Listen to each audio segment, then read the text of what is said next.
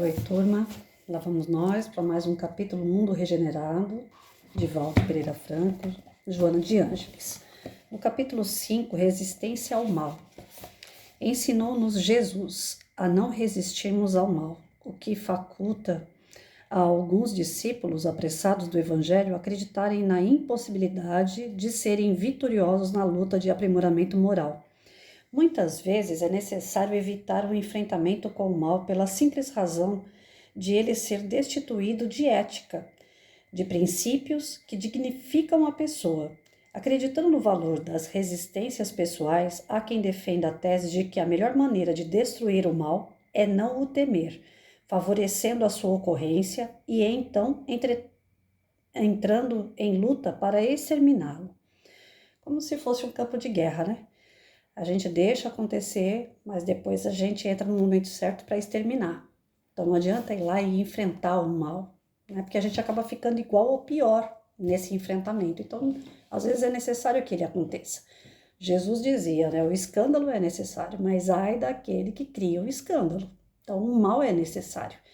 Estava conversando agora com um amigo também, que é da federação, e ele estava dizendo justamente isso, através de uma mensagem que ele me mandou, né? As transformações, elas geralmente ocorrem através do quê? Da dor, do sofrimento. Então, o mal é necessário, mas ai daquele que causa, que cria esse mal. Então, nós não podemos nos igualar a quem traz isso. A gente não pode querer combater com o mal. Então, às vezes é necessário que aconteça, vai acontecer, mas a gente vai intervir depois com a ética, com os princípios, com os valores, né? Transformando aquele mal em algo que seja bom. Eis aí o grande equívoco, porque o mal deseja o desequilíbrio, a luta desastrosa e nunca edificante, o crime e todo o seu cortejo de desastres morais e espirituais. Então, às vezes você tá bem, tá tranquilo, tá equilibrado, mas acontece aquilo ali para te cutucar, para tirar você do eixo. E muitas vezes você permite que isso aconteça. Você abre a brecha. Então, quando isso vem, a gente tem que dar um jeito de transformar, tirando aquilo da nossa vida, né? Tirando aquela situação da melhor maneira possível, porque o mal quer que você fique irritado, que você dê o troco, que você desconte em quem está perto. O mal quer desequilibrar você. Então ele vai fazer de tudo para que você sucumba. Aí ele fica lá do outro lado. E quem é o mal? Não é o diabo, nada disso como plantam, né? São muitas vezes espíritos que nós tivemos dívidas do passado? São. Mas às vezes o mal não está lá fora. A gente não pode julgar a espiritualidade o tempo todo. Às vezes o mal está dentro da gente mesmo. Ainda são aqueles defeitos, aqueles vícios que a gente não dá conta deles e que a gente precisa burilar, a gente precisa tirar, porque está arraizado de outras vidas, não só dessa.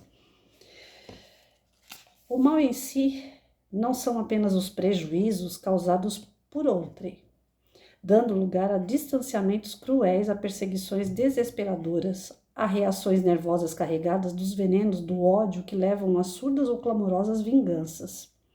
Deseje a criatura combater o mal que se generaliza, permita-se uma autoanálise e anote aquelas manifestações de primarismo do instinto e inditosos planos do egoísmo na manutenção do orgulho pessoal e das paixões primárias.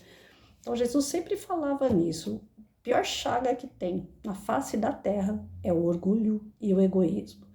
E esses dois são aquilo que está mais arraizado na gente. Tudo a gente quer do nosso jeito, egoísmo. Tudo a gente quer que se faça da forma que nós desejamos, orgulho. Então, as chagas que nós temos, que nós carregamos já de gerações, de muitas outras vidas, é justamente essas. O orgulho e o egoísmo. A gente acha que é tudo poderoso, a gente acha que é sempre o dono da razão, a gente acha que as pessoas e que as situações têm que girar em torno da gente. E aí a gente percebe, através do sofrimento, geralmente, que não é assim. Que nem tudo tem que ser de acordo com a nossa vontade. Nos últimos tempos eu tenho percebido o quanto eu errei nesse sentido. E hoje eu coloco tudo assim na mão de Deus. Não é que eu quero que Ele resolva para mim, mas eu quero que ele me oriente de verdade como eu devo fazer, porque como eu fazia estava dando errado, estava trazendo para mim sofrimentos. Então, se eu não estou conseguindo ser feliz, a culpa está sendo minha, não é de ninguém. E aí, Senhor, o que eu posso fazer para mudar essa rota, para eu ser um pouquinho mais feliz? Porque eu sei que esse mundo não é de felicidade, mas eu posso ter momentos felizes. E por que eu não estou tendo? Eu tenho todas as condições de ser e de estar feliz. E por que eu não estou? O que eu estou fazendo de errado? A gente tem que ter um determinado momento a humildade de reconhecer que a gente só está errando, por isso que está tendo esse sofrimento. Por isso que aquela situação se repete, por isso que aquela coisa que dói, que machuca, está vindo de novo. Enquanto eu não aprender a superar aquilo, a transformar aquilo em benefício próprio, para a superação do meu próprio espírito, para que ele evolua, aquela situação vai ficar se repetindo, como se fosse um exercício de fixação. Lembram que a gente tinha que ficar repetindo a palavrinha que a gente errou no ditado 200 mil vezes, que a professora fazia a gente repetir, escrever 1000 vezes aquela palavra? É mais ou menos isso. Enquanto a gente não aprender o que tem que ser aprendido de verdade, aquele exercício vai se repetindo. Então tem gente que fala assim, poxa, caí no erro de novo. Eu faço isso direto. Eu falo, de novo, outra vez. Por que, Patrícia? Você sabe que isso está errado, por que você fez? Você sabe que se falar isso vai dar encrenca, por que você falou? Né? Aí já é tarde, aí já foi. Enquanto houver sentimentos reativos ditados pela presunção e a sua fatuidade multiplicar-se-á a perigosa conduta do ser invigilante e soberbo. Lembra que Jesus dizia, orai e vigiai. Então, quando você está percebendo que está caindo naquele mesmo erro, ora, pede a Deus, fala, tenho que parar aqui, Senhor. Me ajude a ter a palavra certa no momento certo e haja junto para que eu não faça besteira. E Deus e Jesus vai te ouvir, Ele vai agir. Deus, por ser o nosso Pai, o nosso Criador, não quer o nosso mal. Jesus, por ser o nosso irmão maior, por ser perfeito, por ser uma luz irradiante de amor, Ele nos protege. Mas a gente tem que ter a humildade e o reconhecimento que sem eles a gente não é absolutamente nada. Nós não somos donos da razão.